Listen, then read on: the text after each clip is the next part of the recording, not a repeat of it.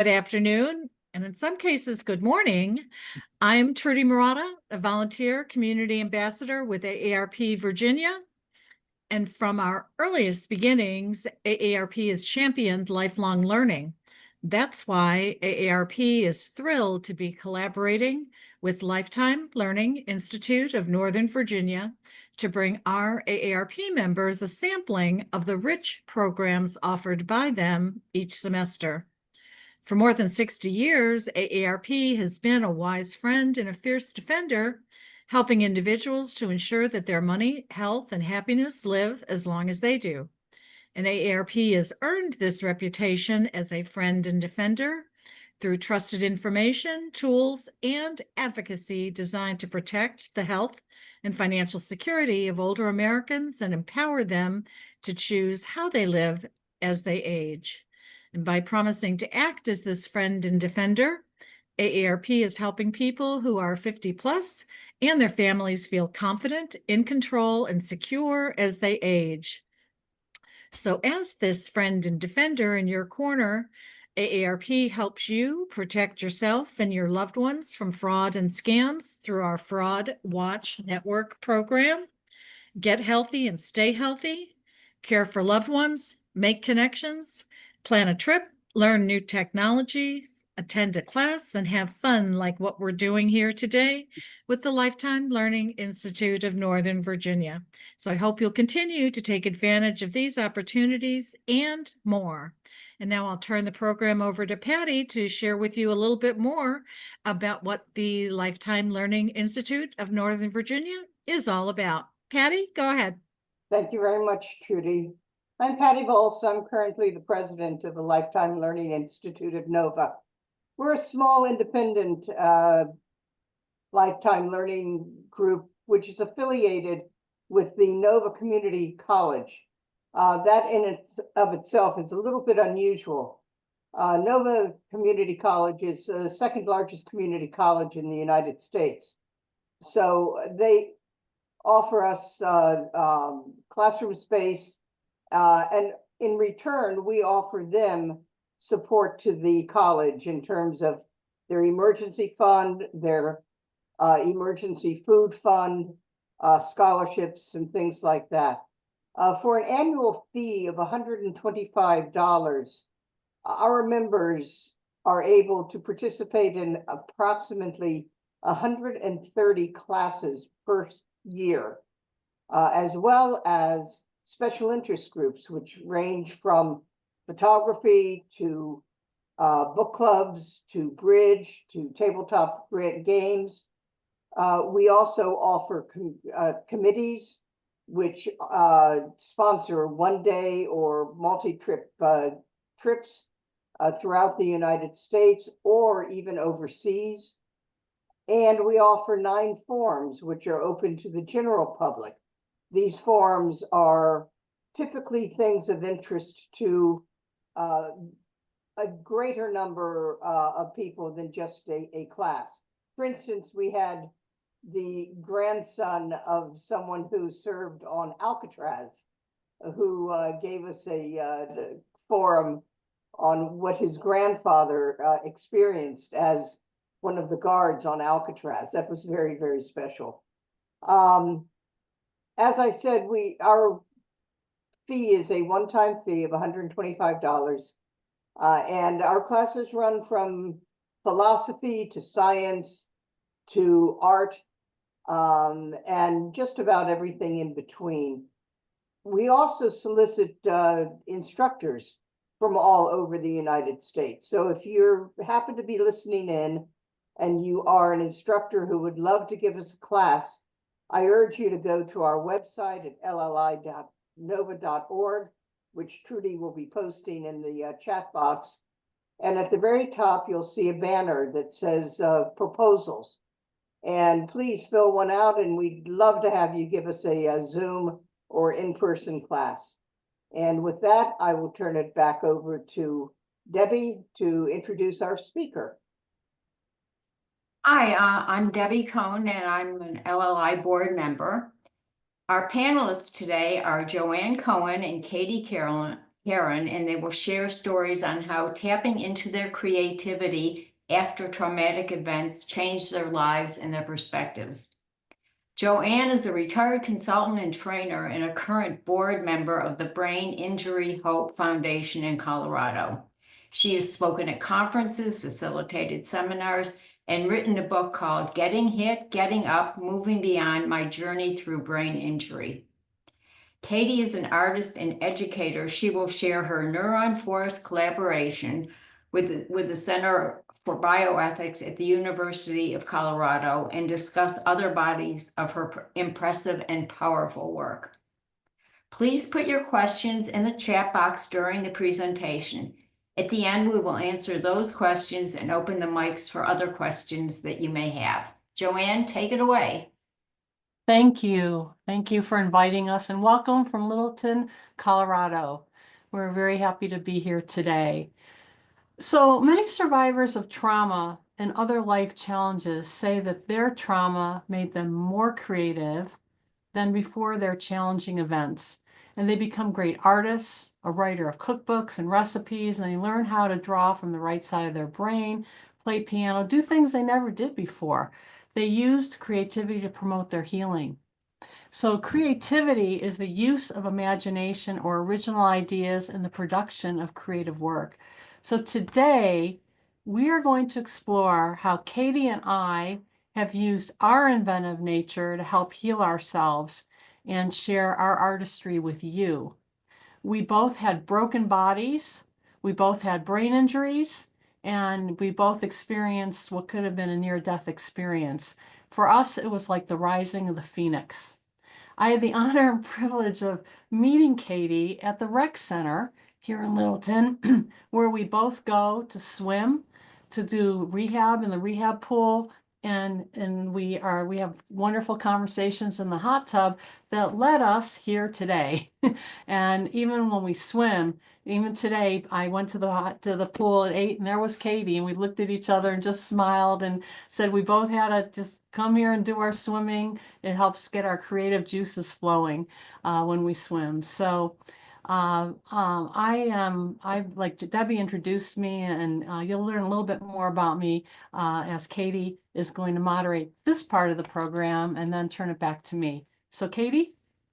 Hi, everyone. Thank you so much for coming, and thank you for the introduction. I also wanted to thank Joanne for inviting me to be on this panel with her. This is the second time that I've presented with her, so I'm very excited to share my story with you. Joanne's going to go first, and she's going to talk a little bit about what compelled her to write her book. And the trauma that she endured, which kind of, the book and the creative process helped her get through it. So I'm going to let her share her screen. So this is her book, Getting Hit, Getting Up, Moving Beyond. And I've read this book, and I would definitely encourage anyone who's been through any kind of traumatic injury to read it. I definitely identified with it, having experienced trauma myself. It's something that it's really hard to get over, not just physically, but also mentally. And so I do think that the things that she describes in this book, you can identify with, and will be able to kind of help you kind of get through, whatever you have endured in your life. So I have some questions for Joanne about her book and her process. So the first question is, Joanne, how long did it take for you to write your book from the time of your injury and recovery? And then what compelled you to express your experience verbally, doing conferences, in settings like this, as well as with the written word? That's a really good question, Katie.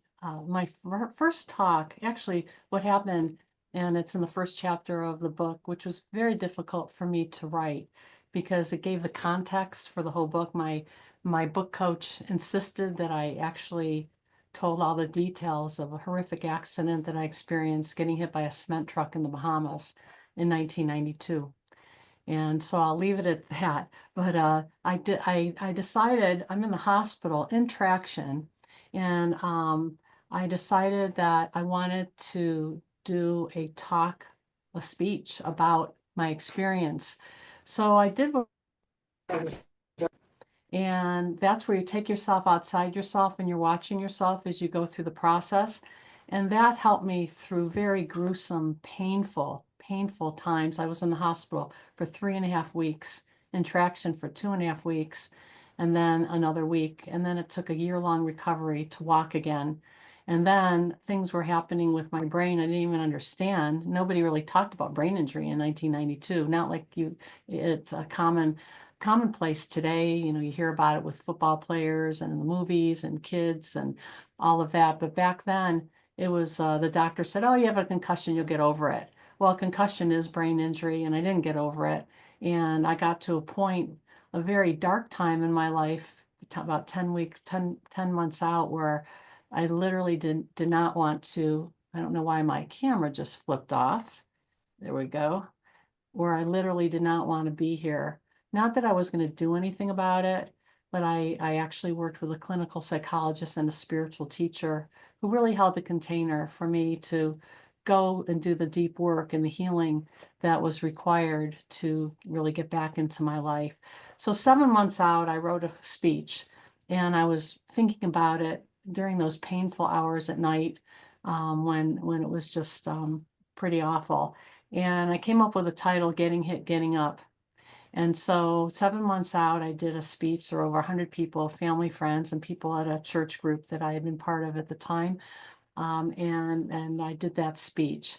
Then I kept getting other opportunities to speak. And it's really interesting when you start speaking, for me anyway, it was helping me to heal, and helping others is helping yourself. And it really, I didn't do it to help. I didn't do it, and I didn't think I did it to help myself. But the truth is, the byproduct of all the speaking about what happened and the lessons I was learning really were helping other people, whether they had a brain injury or a car accident or a divorce, or I got all sorts of feedback. No matter, in life, we get hit, we get up, we get hit, we get up, we move beyond. Some people get hit, they don't get up. Some people get hit, they get up, they don't move beyond. They stay stuck in their story. They stay stuck in the victim part of it, and we're a victim of circumstances. So the speech evolved from getting hit, getting up, to getting hit, getting up, moving beyond, to getting hit, getting up, moving beyond, 13 Keys to Re-Empowerment, which is chapter 3 in my book now. And I did lots of speaking at different conferences with that topic, about the 13 Keys to Re-Empowerment, which I've had feedback has helped many people. And that's really what I love doing. And I figured if this happened, this had to happen for a reason. And I'm not going to just lie down and feel sorry for myself. What can I do? This is what's happened anytime anything happens in my life that isn't good. When I get through the process of it, what can I do now to help other people? So that's really how I operate in my life. So the accident was 33 years ago, and I'm really glad to be where I am today and through the process. The book took me 26 years. I didn't write the book until 2019. And I was not going to write a book. And I like speaking, and I like being on panels and conferences. But I had a significant event in my life when my life partner of 21 years, passed away of leukemia. And that was a real moment of truth for me, because Ronnie always wanted me to write this book. And I said, I'm not writing a book. I'm not a writer. However, after I saw somebody pass away in 2 months and 10 days, I thought, wow, that could have been me, and I have 27 years of experience, or 26 years of experience at that time, that would actually go up in smoke when I'm cremated. And I thought, I have to write that book. So I got myself a book coach, and it took about a year to write it. And it was a very trying process, the first chapter especially, but all the editing. And Debbie was one of my editors too. And, we had to read the book over and over and over and over again. And anyway, the good news is it did get published. We're very proud of it. And especially because it can lend support and help others. And I wrote it and dedicated it to my partner. And I also wrote it because I wanted to have something help people when I'm no longer here. So that was part of the process, Katie, in terms of this book. The other thing I wanted to share is that, yeah, this whole writing the book and doing all the things I've done helped me get through some very rough times, and it was cathartic and it was creative. And I didn't think I could do it or would do it, and I'm happy that I did. Thank you, Joanne. As you were talking about this, it brought up some things for me too, having experienced trauma, and I'm sure a lot of the people here today have experienced this idea of, feeling like a victim and then getting stuck. I think for me, I think I was more mentally stuck than physically, just thinking that, this thing happened to me. I was told I couldn't do certain things after the injury, and then I kept telling myself those things. And now I've actually started doing more of the things. So I do relate to that. The things that you tell yourself that you can't do. The other thing that I identify with from what you said is, the book, just like my practice making art, gives you a purpose. It gives you something to think about, to ruminate about, and then I think the act of doing it maybe helps you kind of get through it. So my second question, and I think that, when you have an injury or something, you've lost something like your ability to walk or your ability to think the same way. I do associate that with grief and loss. Oftentimes people think of grief and loss as something that, you lost a loved one, but I think grief and loss can take on many forms. So my second question for you is, what have you learned about yourself, and how have you endured grief and loss? How have you used this knowledge about yourself to help others? Well, this is such an important question, and there's so many things I'd like to share, and I'll just take a few minutes. One of the things that I wanted to share with you, actually, as I was talking before, is this model. And this model will not only help people who have had brain injury, but also as we have the aging brain.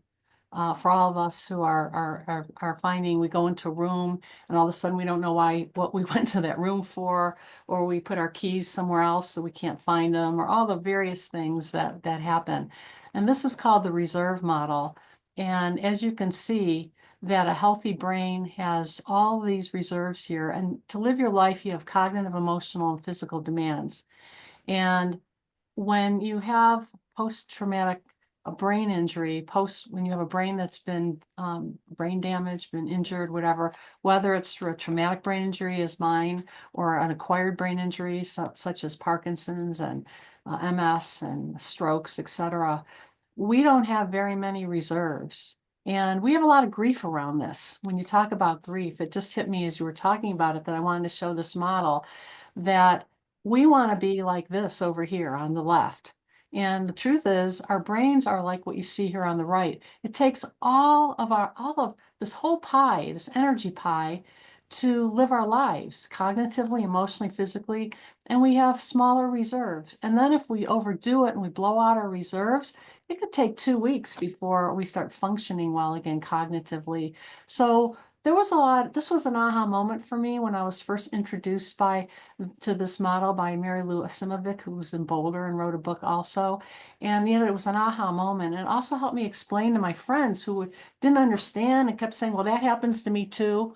Well, yeah, it might happen to you, but you have more reserves. So I just wanted to share that model with all of you, because that helped me in my own grief and helped me understand what was going on. And so I know that if I do a talk like this, I might have to not plan anything else for the rest of the day. I need to rest my brain, or it just depends where my reserves are at the time. But in terms of grief is messy, and you really have to embrace your situation, and you lean into what's called a new normal, which may be an overused expression, but it's absolutely true, that you have this new normal and you realize that your brain, your body, for me, it took a year to walk again the way I walk. I was in PT. Everything is never going to be the same as it was. However, we're resilient. We need to, I said to myself, tap into your resilience, embrace it, lean into it, see what you can learn from it, and then you could do things to help others and do the work. Put your dream team together. You know, I put a therapist to help me with the grief part, and a PT to learn to walk again, and a chiropractor, and massage therapist, and just putting this team of people that I call the dream team that can help lift you so you can feel the grief and deal with it, and yet not let it keep you down. Use it to launch you and to endure. You really do endure this grief. The other thing is, I looked at it and I shared this with Katie the other day. The onion, it's like an onion, and there's all these layers in an onion. And in 1992, I was at that top layer. If you next time you look at an onion, when you do it, look at the top layer. And now the onion, you keep peeling it and peeling it and peeling it. And when I get in any grief moments now, it's very deep, not as intense, but it goes very deep, and then, come out of it again. So I've learned a lot. I've shared what I've learned in my book. It's not a money-making thing for me at all. I did it as a gift to anybody who feels compelled to want to learn more about themselves and can relate to it from whatever context you have. Katie, is there anything else around that you'd like me to share? No, I just wanted to thank you for sharing your story. And I do also relate to this idea of creating a team. And, I think when you have an injury, when it happens, usually that first 3 months is when everyone kind of is around you and surrounding you. And then it kind of dips away, right? And then you don't really have the same support later. And that's when you almost need it more, right? Absolutely. So I kind of I went through a pretty difficult time about 3 months after the incident, because everyone kind of left because they were like, oh, everything's fine now. That But was your 3 months, and it was 10 months for me. that's when it's much harder, right? And Right. so creating that, being proactive, and creating that, finding those people, you have to do it yourself. No one's going to do it for you. So thanks for sharing. You're welcome. And Katie, there's one more thing in the spirit of artistry that I want to share that it hit me today. And let me just get this up. Okay, and get this down there.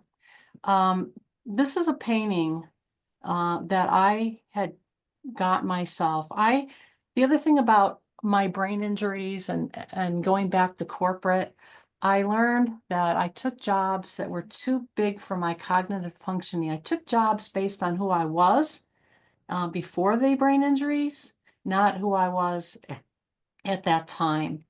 I was very inspired by this painting. In fact, I bought it. And after they say the definition of insanity is doing the same thing over and over again. You expect a different result. Well, after I had a job for 9 months that nearly killed me. I mean, I had brain freeze. It was a terrible job, a terrible environment, terrible boss. And I got down very, very too thin because I just couldn't eat anymore. And I'm a person who's a foodie. I live to eat. I love food. And I bought this painting that inspired me because it's called Music in Old Town by Stanislav Sidorov. He's an artist. He's from Russia and he lives here in Colorado. And I just fell in love with her. And I looked at this and said, that is the feeling I want in my life. This is the feeling that I want to do what makes my heart sing. This woman is doing that by playing her violin, and she's at peace with herself. And that's when I left corporate and took a job with a nonprofit, and then eventually went off and did my own business.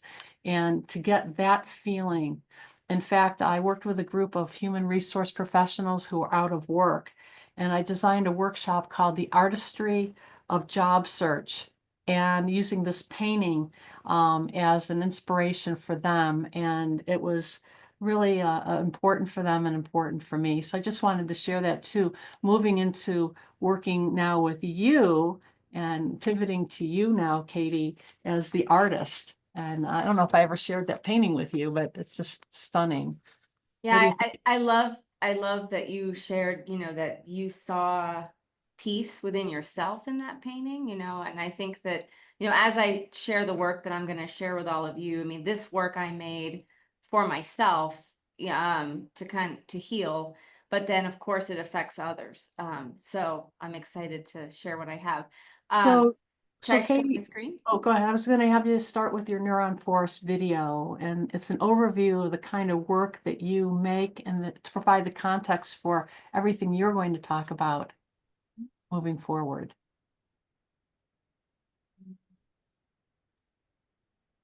So I was able to, this is a website that you guys can go to. It's part of the University of Colorado Center for Bioethics. So in 2022, I did the first exhibition of Neuron Forest, which I'm about to show you. And I was curated by Simon Sacklin, who's a local curator. He invited me to do an exhibition at the Fujinetti. And the Fujinetti is specifically for bioethics. It's the only gallery in the nation that that bioethics also has a gallery in it. And I decided to do a work about neurons. And so this whole video is about sort of how neurons function in the brain in terms of being able to see. And as a visual artist, that's really important to me, but it also talks about my overall interest as an artist in terms of our bodies, really the internal structure of our bodies and our minds and how that relates to nature. And then after this video, I'll kind of go back in time and talk about my injury and sort of how I got to this point. So I'm going to let you watch this video.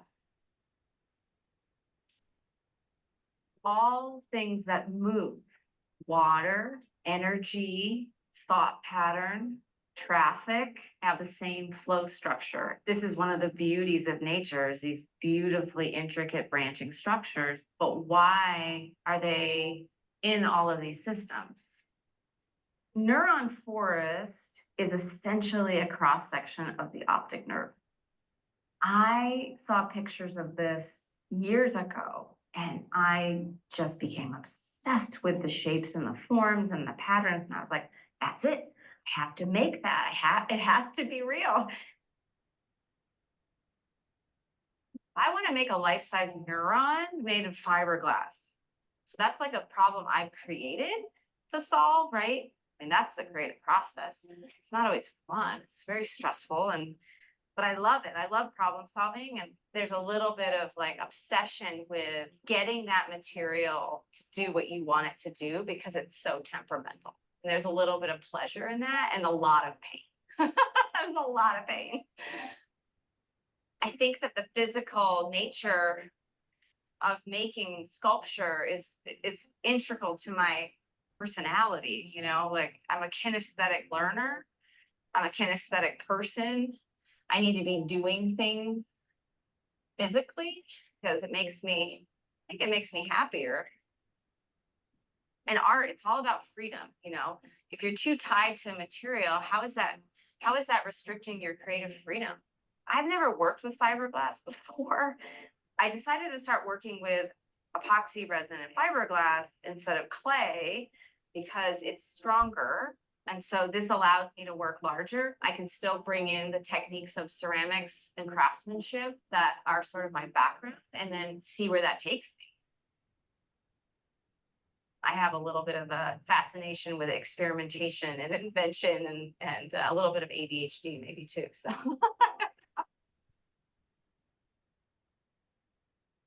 you know, there's been a lot of learning with this project, and with learning comes failure. And what I mean by failing is that the material teaches you a lesson. Last week, I was in a pretty devastating place, feeling like the surface looks horrible. It's not what I want. And so losing sleep over that all weekend, which is real. Now I feel like, okay, I learned my lesson. That was not the right process. This is the right process. And I can't tell you how exciting that feels. Why am I making neurons large scale? I think for me, it's like being connected to these systems and making others see these systems brings us just closer to, you know, understanding why our existence, I guess.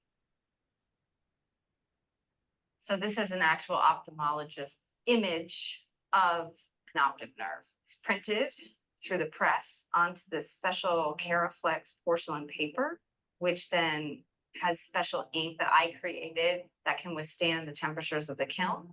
But it's going to be challenging making light boxes for these. They're really fragile, like potato chip fragile. Hey, can you hear me? I forgot the black zip ties at the studio. Thank you so much for having this ladder. I'm like so short, and this is my favorite height of ladder. I feel like I'm on like Survivor. I've been watching too much Survivor lately. I start watching Survivor when I get stressed out, and it's like my weird popcorn show. All of it's unknown. I don't have a specific plan. It gets planned in the space. There's an element of like courage and sort of bravery, I think, that comes to this kind of work. You can't be afraid. You just got to trust yourself. Yeah, I mean, I'm setting up show cards and having everyone come, and I still don't even know what it's fully going to look like, but I know it. I know what it's going to look like. I've been thinking about it for 2 years, so I know I can do it. I'm at a point now where I know I can pull this off, and I'm excited to see kind of the final iteration of it myself and let the work kind of teach me a little bit. You know, I learned from the work. I follow the work, and I let myself follow the work, which is hard because you want to control the work too. Art doesn't always feel good. You know, it means that you're getting outside of your comfort zone. It's good. Good art is gonna push you outside of the known to the unknown, right? That's so much better. That's exactly what I wanted. Give me a high five. I don't know. I think that is paint. Great. I don't even have any nice clothes left after this show, let me tell you.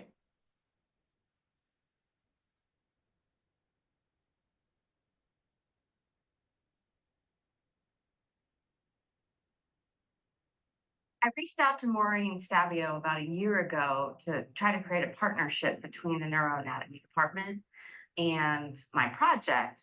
I went to her lab and she was explaining to me all the different plastinated brains that she has and what she does in her lab with her students. I showed her some of the brain specimens that we have. I showed her some of the 3D printed neurons. I showed her some images of neurons under the microscope.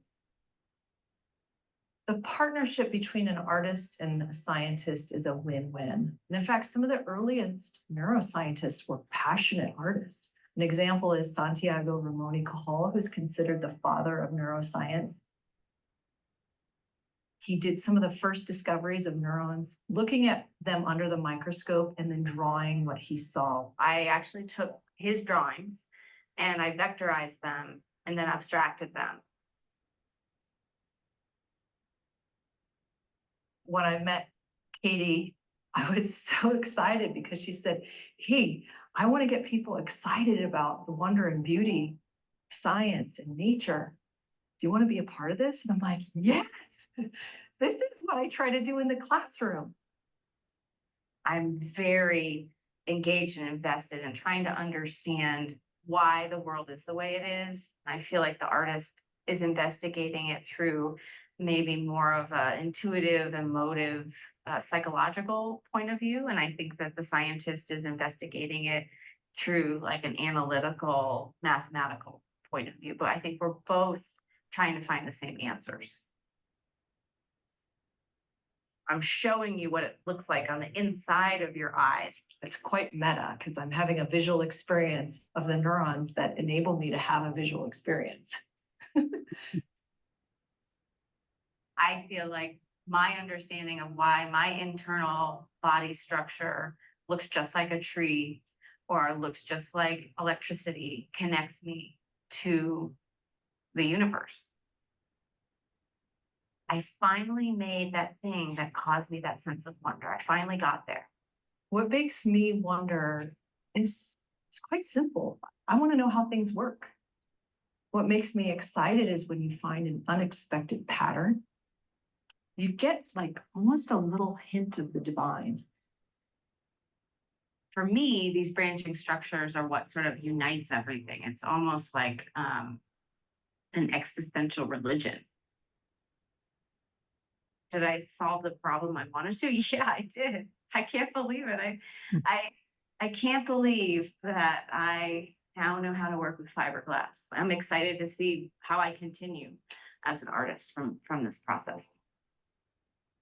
This is one of the beauties of nature, is these beautifully intricate branching structures. Why are they everywhere? And it's because they all are based on movement, flow, and time. It's how things move efficiently.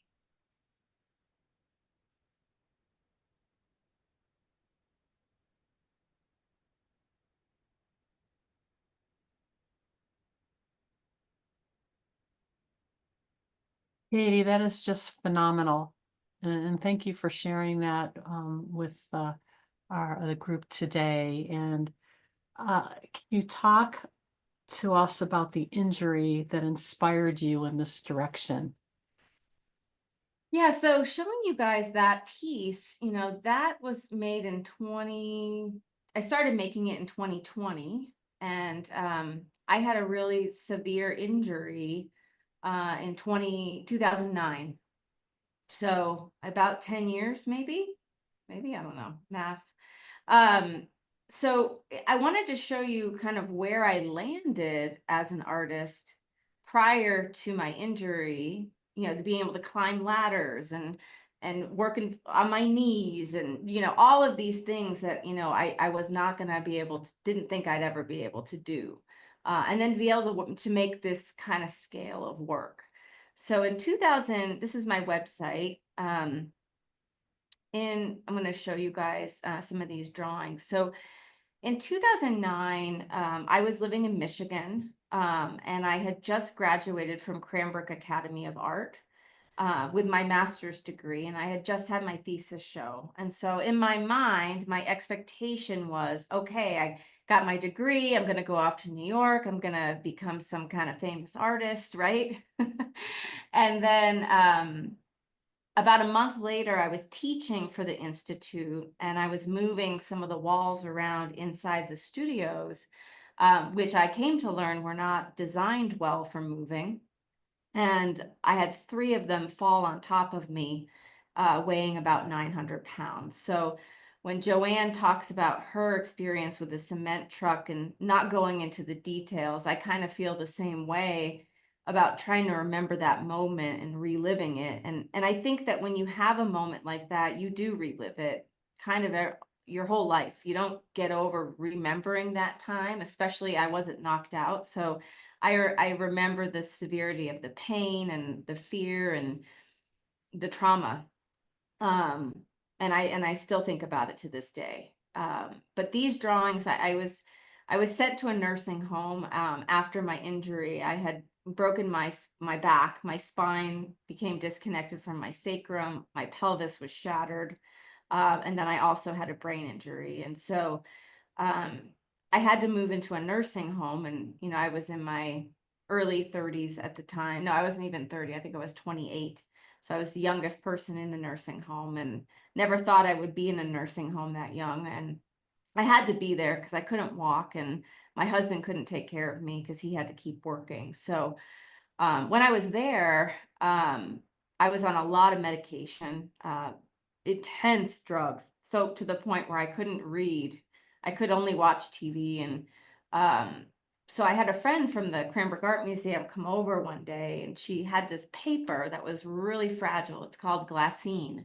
And she said, well, we have all this paper at the museum, and I thought maybe you could do something with it while you're convalescing. And that paper that she brought me saved my life, because I will tell you that after a trauma of that level, I had a therapist come in maybe once or twice to ask me how I was feeling. And that really did not help me in any way deal with the anger and frustration that I had about my injury. But this paper did. So I started crushing the paper in my hands, and then going back and marking every single wrinkle on that paper with these different colored markers that my husband bought me. I wasn't allowed to use real art materials in the nursing home. They wouldn't let me use ink or charcoal. So I was using these brush pen markers. And in the act of crushing that paper, really helped me kind of release that anger. And then the time going back over each wrinkle kind of helped me kind of ruminate over what had happened to me. So it gave me a sense of sort of peace in a way through the anger. About a year later, I was invited to do an exhibition at Rocky Mountain College of Art and Design in this little gallery right here. And I titled the show Mending, because it was about the progression of me making these drawings. So the first drawing you can see is hung really low, almost waist height. And that's the height of my first drawing when I was sitting in the wheelchair. And then as I got stronger, each drawing got bigger and taller till eventually I was home and was able to stand and even on a ladder and do my last drawing. But that took a year, for me to be able to do that. Each drawing, I ended up sewing. I had a friend who had a serger, and so we sewed the drawings together with this idea of mending, like this idea of mending myself. So it became a metaphor for this idea of healing. And so these are some of the drawings. I also used highlighter at night because I would draw all night long. I had nothing else to do. So the drawings would sort of transform during the day. They would look like this. And then in the evening, I would have these black lights that I would hang in my nursing home room. And then I would go in with highlighters and bring out these other kind of colors and stages. So these pieces really became sort of a chapter in my life. And I still have some of these drawings. And I've had people come in and see this show and just start crying and weeping, feeling, I guess, the energy and intensity that I put into them. And some people are really empathetic and empathic in that way, which really surprised me. I also made another body of work about my experience called Mending. And this was about a year after my injury, maybe not even quite a year, maybe 8 months.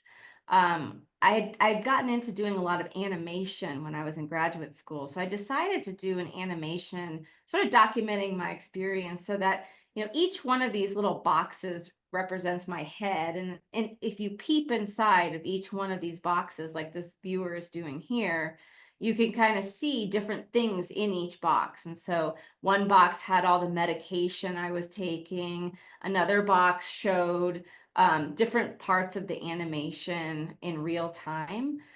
So what I'm going to do is show you guys the video that I animated. I did this all in stop motion, and I'm going to kind of narrate what stage of my injury I kind of went through. And this animation becomes a healing narrative that's also quite humorous, so a way to kind of deal with the pain. So the first image you see, these are all my bones sort of crushed and broken. And these are just porcelain pieces that I found and broke. And then the next animation is my surgery. So, having to go in, the surgeon had to go in and into my back and basically repair my back and glue it together. So this is like the glue that they use. They use like really expensive glue, I guess, from NASA to glue my spine together. So I have a spinal fusion. These guys, these are little iron filings representing the hardware that got put in my back. I had about almost 3 pounds of hardware. And so these guys are like the little iron surgeons going into my back and fixing all the little broken vertebrae. And it's sort of a miracle, you guys, that I wasn't paralyzed or killed from this injury. So, the fact that I can talk about this still blows my mind. And then this is my skin healing. So this is claymation. So, and then these guys were the staples that they put in my back. So they had to close my back up, and instead of sewing my back together, it was so open that they had to staple it together. So these represent staples they put in my back. And then they kept the staples in till my skin started to heal sort of around the staples, which, was then extremely painful when they pulled them out. So this is the staples coming out and running away. So it's almost like uncanny and humorous, but also strange. And then this is the scarring on my back from when the staples got pulled out. as well as, the scarring from the surgery. And, the body is resilient, the body heals, but we need to give the body time to heal. And then the next animation is what's going on inside the body. So I like to think about what happens inside of our bodies, and at a microscopic level, or even as the bones are healing and this metal is inside of my body, how it really just felt wrong. I could feel the metal all the time in there. It didn't feel like it belonged there, but the body is sort of forced to kind of heal around this. So this was actually a animation that I took sort of underwater to try to get that feeling of what it might be like inside the body. Skip. Oh yeah. And then this, I think a lot of people can identify with. When you have a major injury, they give you a lot of medication, for the pain. And then that medication causes you to get constipated, right? So then they give you more medication to deal with that. But then of course that medication gives you another side effect. And so it just seemed like this ripple effect. And every day they kept giving me these cups. And so I saved all of the cups that they gave me, thinking I would do something with them. But I ended up using it more for this video, just to kind of talk about like just how in Western society we have to kind of do that. And then this is called skin bar. So I had to have 2 bars go right into my pelvis through my skin to hold my pelvis in place. And so my skin, it just kept growing back. And so this is kind of a piece about how I would have to take a Q-tip out every 15 minutes or so and push my skin down. It was growing so fast back over, and if I let it grow back, it would become infected. And so this became like this really weird routine I had with my body, where the skin would start growing back, and then I would say, no, don't grow back. And it became this sort of push and pull sort of fight between my body trying to heal and me trying to keep that wound open so that it wouldn't get infected. So I call that one skin bar. And then this sort of represents just all the pounds of metal that was sort of in my body. I did eventually, a year later, get all of the metal out of my body. My anesthesiologist gave me a hardware block, and he said, tell me if this feels better. And as soon as he gave me that hardware block and I couldn't feel that hardware in my body anymore, I said, take it out. And he's like, well, that'll be another surgery. I'm like, I don't care. And so the act of taking out all of this metal actually made me feel 20 years younger, which was really amazing. So those are the 2 bodies of work that I wanted to share with you about my injury. And then Joanne, did you want me to share the next body of work? Not yet. I've got a couple of questions for Okay. you, and then we'll get into the body of work around your mother's trauma. Mm-hmm. So after looking at this exquisite work, really, what do you feel is the lesson or lessons that you've learned from the injury? And you basically have showed us how this creativity really has helped you move past the disabling part. But any other words that you would like to put to that, or anything else you'd like to share with us about that too? I mean, I think, now showing that work that I made almost 10 years ago, I feel almost like a different person now. I think that making that work, I had to make that work to move past that trauma, and to be able to try to explain to people what I was going through, like what emotionally and physically that experience was. I feel like I had to make that work to then be able to move forward, to then make this, this website is all the work that I made since then. I think if I hadn't made this work, I would have been stuck in that stage. Yeah, that's pretty incredible. We've had panels on spirituality and creativity. You've been part of that, and how individuals with injuries see the world in a more spiritual way following their injuries. Did you have similar insights from a spiritual perspective? I would say that I think I've become more spiritual being on the other side of it. So I think having been the one experiencing the trauma, I didn't have a spiritual connection to that. It felt like punishment in a way. Mhm. And when that wall came down on top of me, I actually thought in my mind, I would be okay dying right now to not feel that pain. Like I was ready. Like I was just ready to die at that moment. Mm, Um, I understand that. and I wasn't afraid to die because the pain was so awful. Mhm.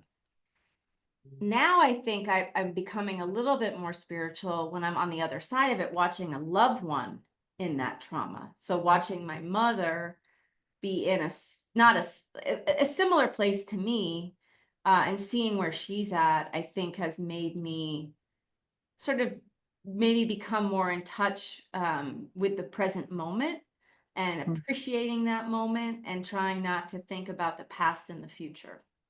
Yeah, living in that now moment. I so relate. Let's move on to your mother's injury and what you witnessed with her trauma and the incredible artwork. You have a show right now here in Yep. Colorado.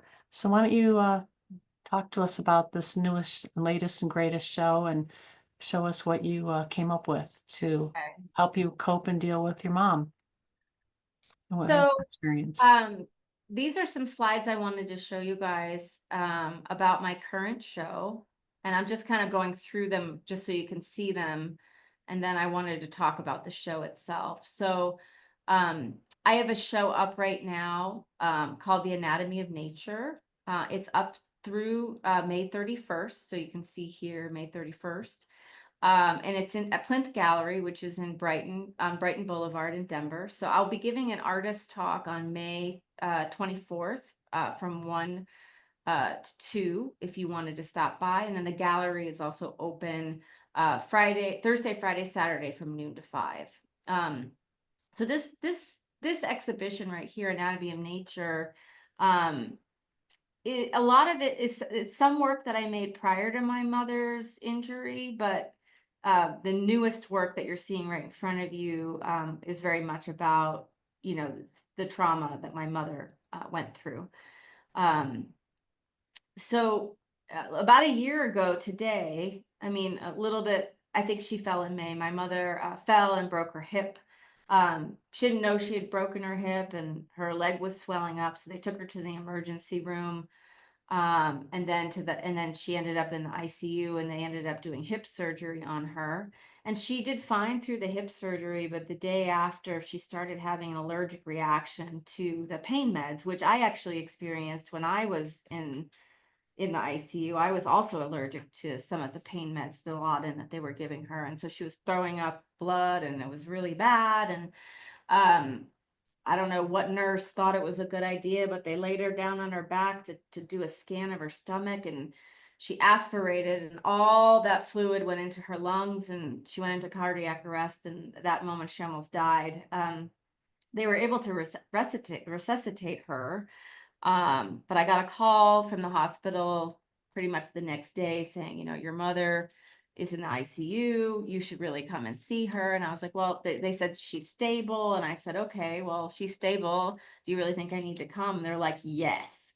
And so when they said yes, I got on a plane by myself, flew all the way out there, got in a car, um, drove right to the hospital by myself. And when I walked in the door, I was traumatized. My mother essentially looked like this. I mean, her head, this is about the scale of her head. She was incubated. She had a feeding tube coming out of her nose. She had tubes coming out of all parts of her face and her body, and her hair was red from blood, and they hadn't taken care of her. I mean, I had never been so traumatized other than being under that wall. And so at that moment, I just did everything I could to hold it together. She was not aware that I was there. Um, but it really did affect me. And, I was there for about 4 days. And then over the course of 6 months, she eventually moved from ICU into the hospital, into, a specialized nursing care facility. And now she's in assisted living in Virginia. So it was a major life change for her. thank goodness I was able to call her yesterday for Mother's Day, and she's doing so much better. So it is so nice to know that humans have this resilience.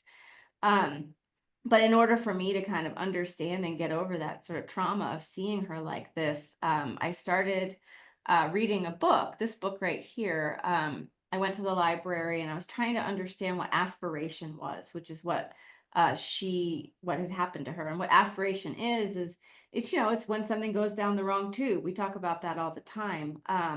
But her lungs had filled up with fluid, and she wasn't able to breathe on her own. I read this book by Jonathan Reisman, and it really changed my life. He has a book on every chapter. Every chapter is a different part of the body, and chapter 1 was about the throat. And he explained in detail about, like, physiologically and anatomically what's happening in your body when things go down the wrong tube, and why the throat is the way it is.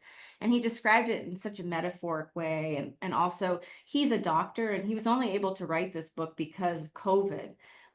So it was just great to get his anecdotal experiences. So I reached out to him and I said, hey, on Instagram, I was like, your book really helped me understand what happened to my mom. Would you be willing to, do a lecture with me? So he actually lectured with me at a show I had up in Grand Junction this past winter. And then I also started selling his books. So these are on Amazon, but he sent me a bunch of signed copies that are also on my show. And one of the things that really kind of struck me about that chapter in the book is he talked about jokingly how humans are just a bunch of tubes. We're a tube at the top and a tube at the bottom and tubes connecting it. And that's all we are.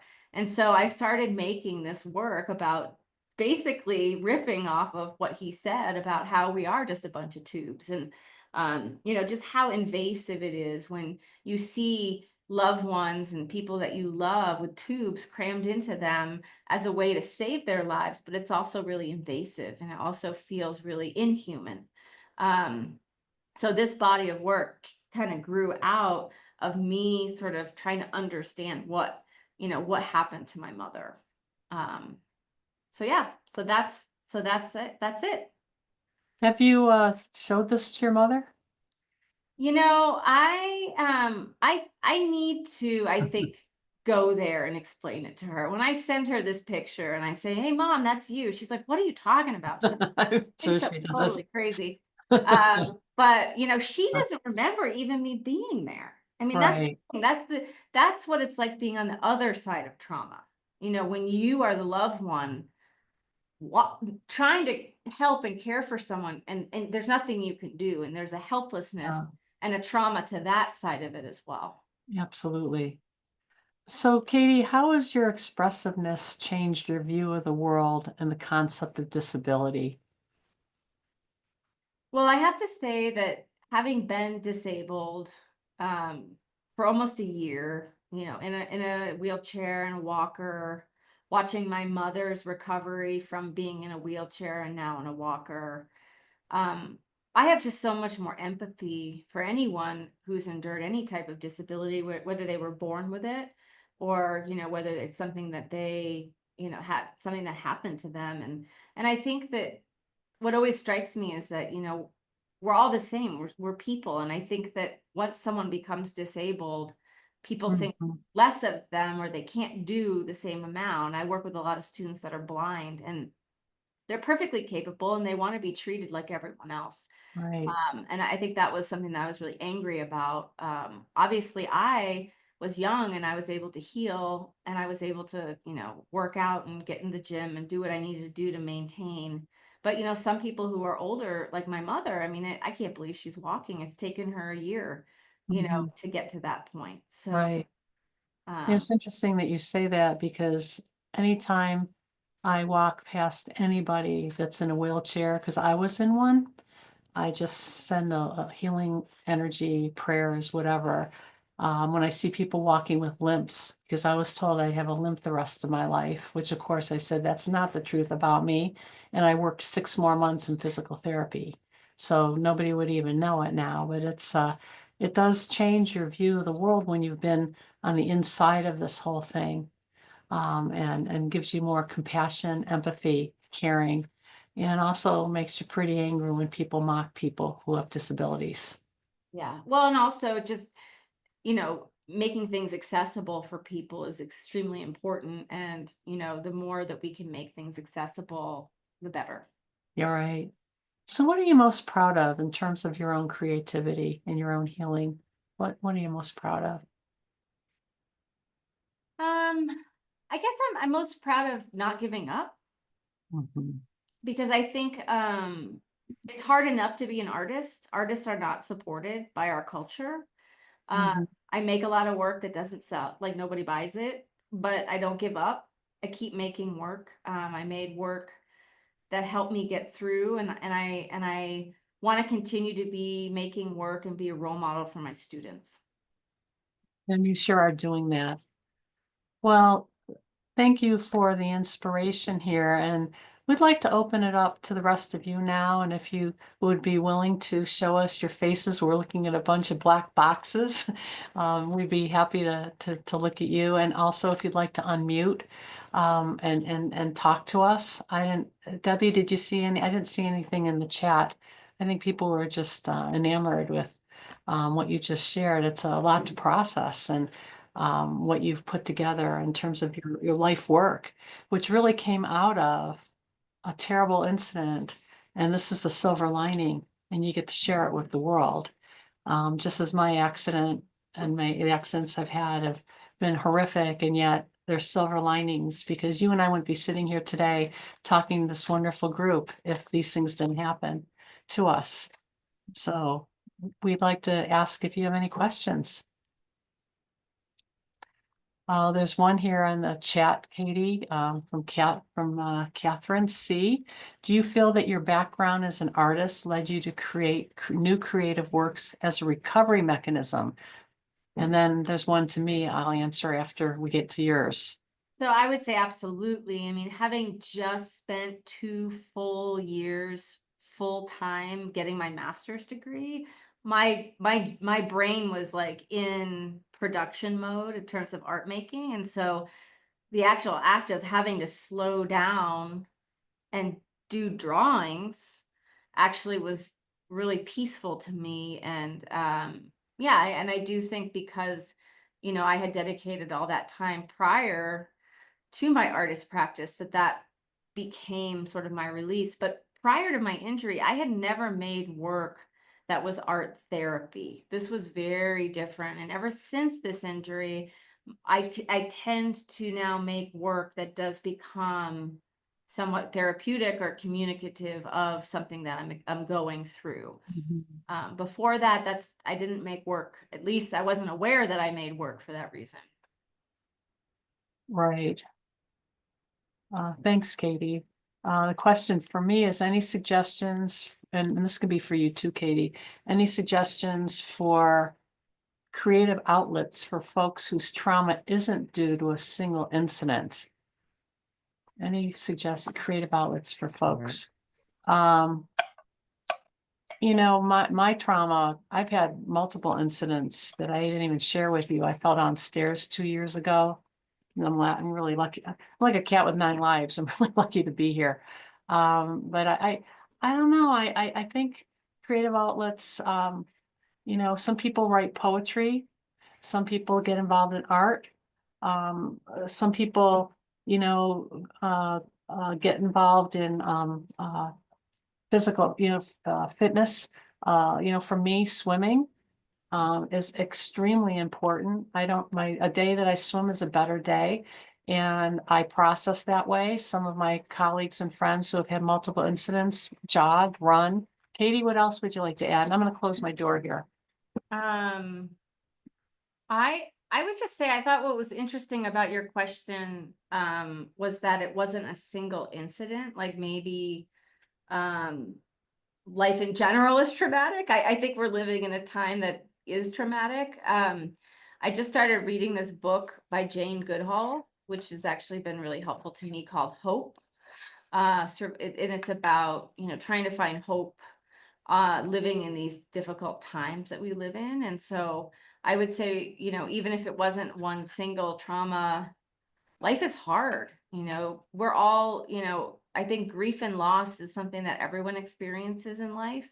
And so I would say finding ways that you can, be in the moment, try to be in the moment, not ruminate too much in the past. Try to focus on, getting getting out of your head, Mhm. and trying to not let the mind kind of torture you. I had read another book recently about how the human mind is just dangerous, and we can really harm ourselves by the way we think. And I think whether you've been through a trauma or not, the way that you talk to yourself will basically you will become what you think in a way. Right, because your words affect your thoughts and your thoughts affect your actions. And that, there's a principle called law of attraction, and it's focusing on what you want instead of what you didn't want. I was told I wouldn't walk. I would walk with a limp the rest of my life. I pictured myself walking as good as possible without that limp. I started looking at people. I lived on a park at the time and just sat there watching people go by and said, someday I'm going to walk in that park. And then I remember walking just a tiny little bit, and then a tiny little bit more, and a tiny little bit more. And eventually I got all the way around that park. Another creative outlet for some people is cooking and food. And making special dishes and things. I think you look at what are your hobbies, what are your interests, and then you could also, some people just join clubs and meetup groups and different groups that will with people that do things that you like to do, and those are some creative outlets too: hiking, camping, walking, whatever. I hope we answered your question. And let me go to the next one. Katie, can you post information about your show? Patricia has a niece in Littleton. Okay, Yeah, that's I just put the link okay. to the gallery in the chat. Okay. If your niece also, if anyone here has anyone or if you have brain injury, or if you've had acquired brain injury, as I've talked about, or traumatic brain injury, we have the Brain Injury Hope Foundation, where we do a survivor series the second Friday of each month. And we'll put that in the chat in terms of, it's braininjuryhopefoundation.org. You can go on our website. And Katie, I don't know if you could mind if you would type that in for us, the braininjuryhopefoundation.org, and you can see all the different blogs and recordings, articles that we have there, as well as the different programs. And we're all grant funded, donation funded, so any of you are welcome to join us at no cost to you. So yes, there's a recording. Let's see here. I think after the pandemic, we're all dealing with trauma. They're saying 20 years to work through unresolved grief and abuse while we were secluded. I think that's absolutely true. I think that pandemic changed the trajectory of everything. Of everything. A lot of people left work, and I don't know what they're doing, but there's shortages of people all over, and shortages when you try to get doctor appointments. It could take you 3-4 months instead of, it used to be easy to get in. And I think the grief is something we've all been dealing with, and it's about being gentle with ourselves, kind with ourselves. There are wonderful grief therapists out there that can help. Chapter 7 in my book, Rita Colson is the person I worked with, and I asked her if she would write that chapter with me, all the different things I learned, and which are pertinent not only to brain injury, but to COVID or to anything else. So I really agree with you on that. Let me see. Grateful for sharing your experience, your art, Katie. So thank you so much. What other questions? Joanne, can you hear me? Yes. Okay, Carol has a question. People are having, I don't know why, but people are having trouble unmuting themselves and turning on their cameras. Can you hear me? This is Carol. Yes. Hi, Carol. Okay. So I'm just really curious. I think the chart you put up about the reserve and the cognitive, the physical, and the emotional would Yes. probably apply to not just traumatic brain injuries, but to any traumatic event. Wouldn't you Yes, agree? I would agree. And I was just curious about a couple things. The first one was um, the artist. Was it Karen? Katie. Katie. Okay. Um, did you actually have enough reserves to get creative? It sounded like you did while you're rehabbing in the nursing home.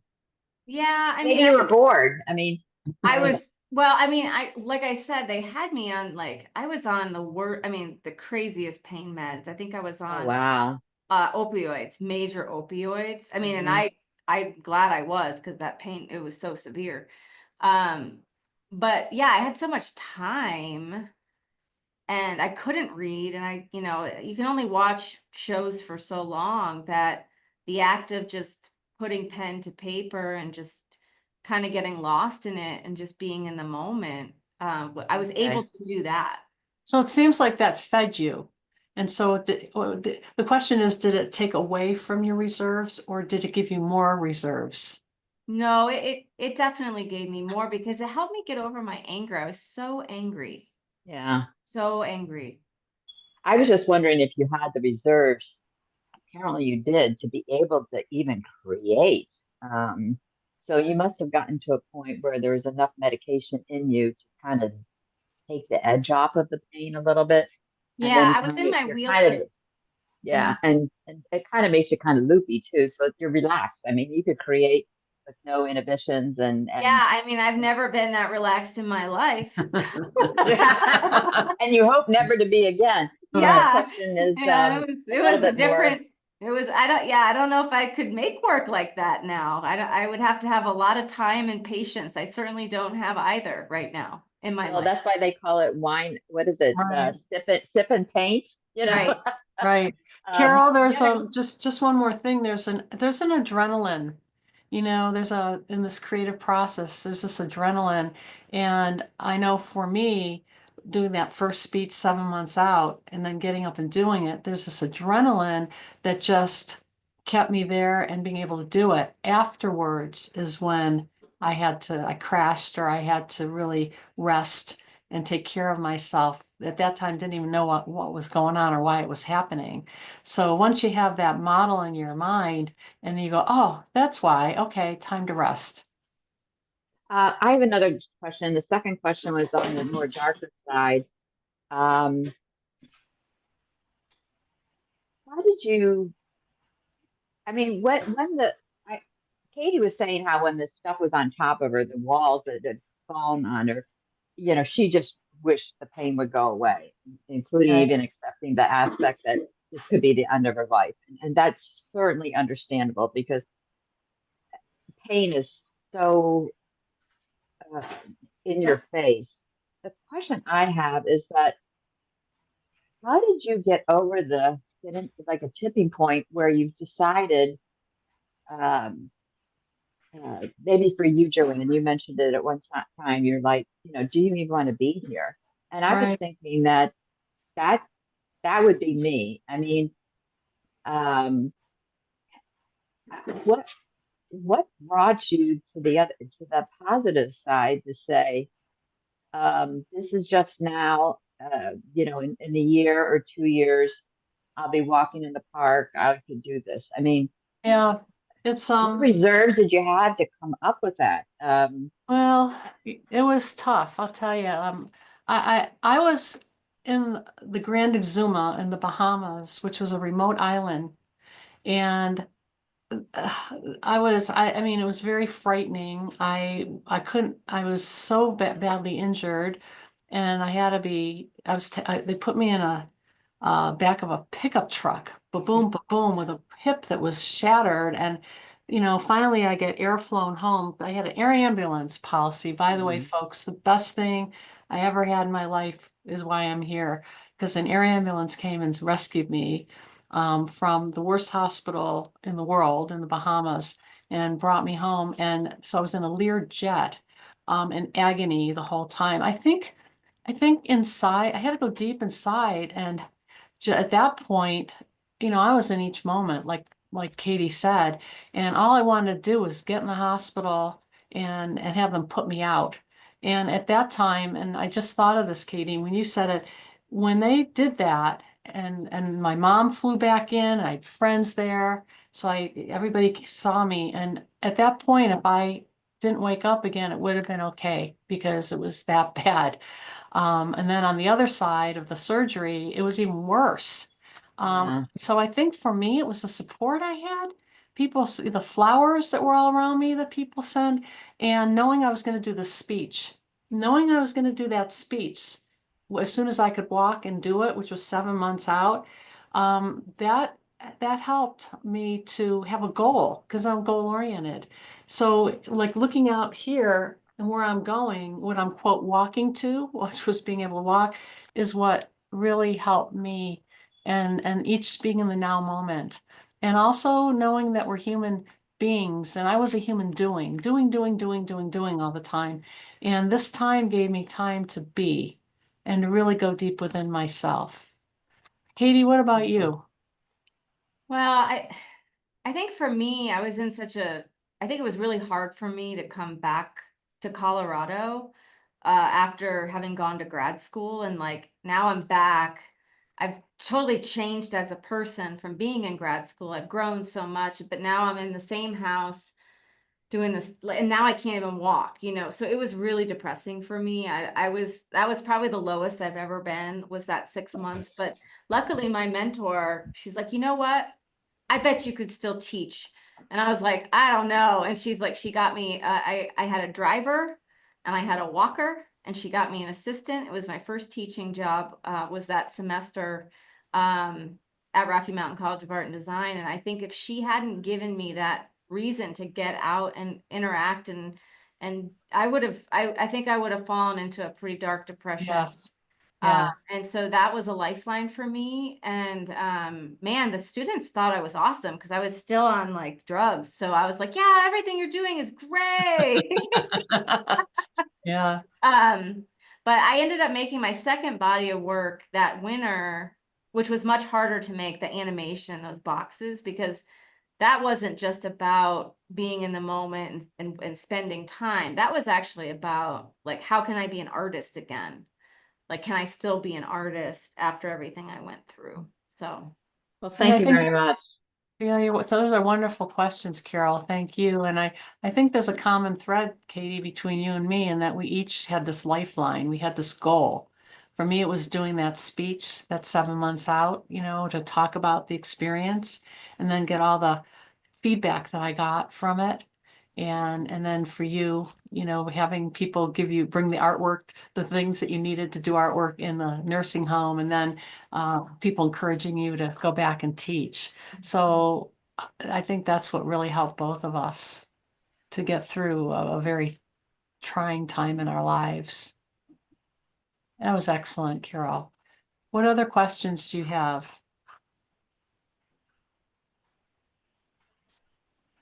Well, if there are no other questions, we would both like to thank you so much for giving us the opportunity to share with you. And we hope that you can take at least one thing out of this for yourself and share with your family and friends, etc.